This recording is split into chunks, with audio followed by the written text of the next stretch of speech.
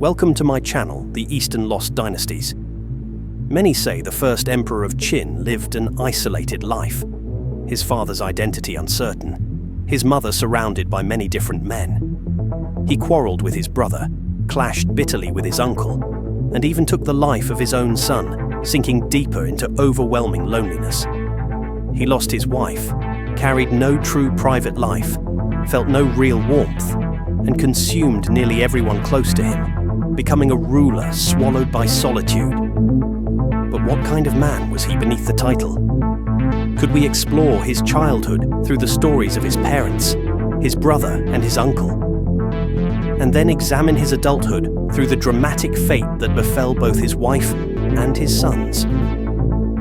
30 years ago, Professor Li set out to uncover these mysteries, turning himself into a historian detective focused on 4 major puzzles. First, who was truly his father, and why did Sima Qian imply the emperor might have been the secret son of Lu Buwei? Second, who exactly was his brother, and how could that brother reclaim 100 miles of Han territory without even initiating a battle? Third, who was his uncle, and why did that uncle eventually rise to become a king in Chu?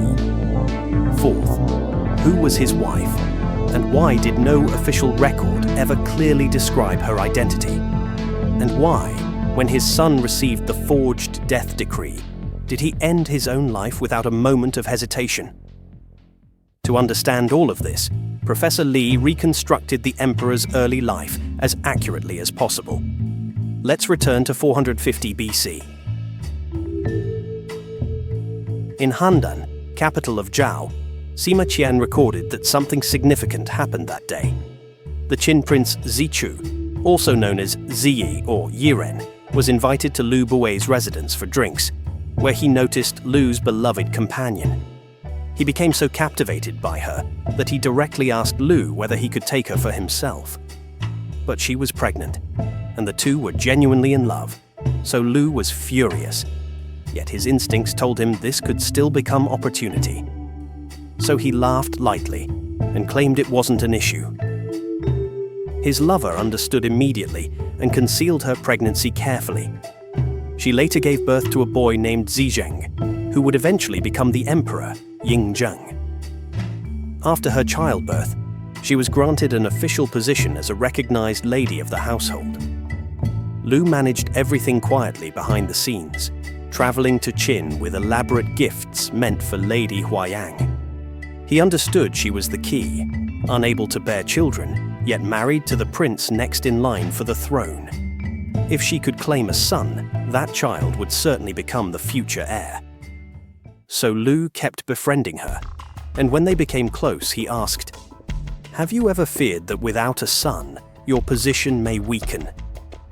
She felt the sharp truth of those words, and he offered a suggestion. He had a friend in Handan named Ziyi, living alone in Qin. Ziyi had once been a hostage in Zhao, which gave political leverage, and he lacked family in Qin, making him easier to influence. Lu said that if she adopted him as her son, her position would become secure and strengthened. Lady Huayang agreed completely, trusting Lu without hesitation. Soon after, when Qin attacked Handan, Zhao sought to kill Ziyi. But Lu bribed officials, securing Ziyi's escape by smuggling him to the Qin army and keeping him alive.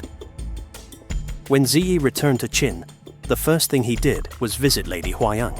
He even dressed in Chu-style clothing, because Lady Huayang originally came from Chu. She adored Ziyi, lonely, lost, and renamed him Zichu, bringing him firmly into the Chu political faction. At that time, the Chu faction dominated Qin politics, with many ministers and nobles tied closely to Chu. She confidently believed Zichu would become crown prince, and later, the future king. Meanwhile, Yingzheng and his mother were suffering. Zhao failed to locate Ziyi, so they planned to kill the mother and child. Luckily, his mother came from a wealthy family, and through that influence both managed to survive. Yingzheng, only 3 years old, was abandoned by his father. His mother's real name was unrecorded. She was simply called Zhaoji, a beauty from Zhao. When he turned 9, the old king died. Lady Huayang's husband rose to the throne, and Ziyi became crown prince. Yingzheng gained new identity and status, and he and his mother were finally sent back to Qin. There, Yingzheng met his father, who pointed to another child and said, "Zheng, this is your younger brother."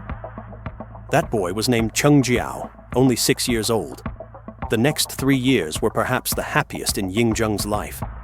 He finally had his parents and a brother nearby.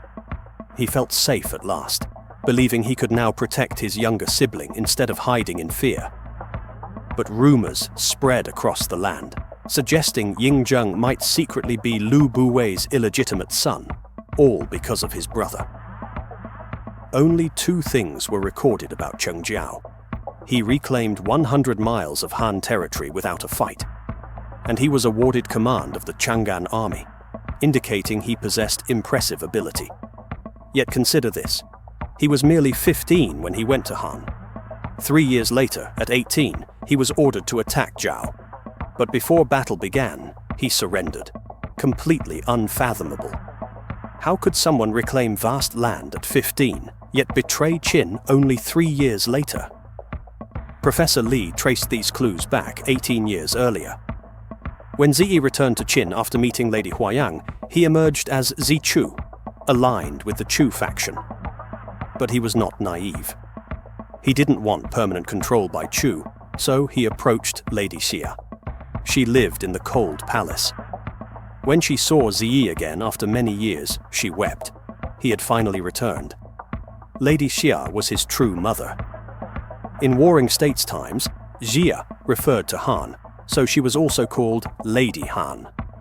The old saying goes, a mother and her son together can break through metal. According to Qin custom, a crown prince's wife must be chosen by his mother. Hardened by time, Lady Xia cooperated with Ziyi. They acted pitiable to manipulate Lady Huayang. They pressured her into choosing a princess from Han as Ziyi's wife, and that princess later gave birth to Cheng Jiao. Ziyi also had his ally Lu Buwei in Qin, and he was destined to become prime minister.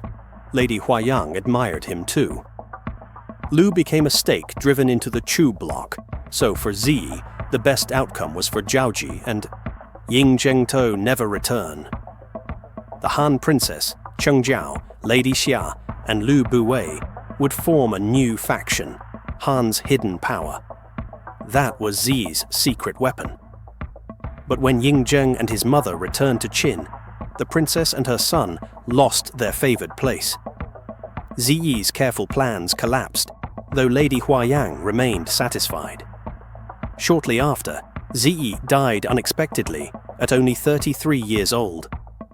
13-year-old Yingzheng became the new king. He was deeply lonely, a Zhao beauty as a mother, a dead father, and Han resenting him. For now, that's all for today. One dynasty buried, another legend uncovered. You're watching the Eastern Lost Dynasties. Until the next excavation, thank you for watching.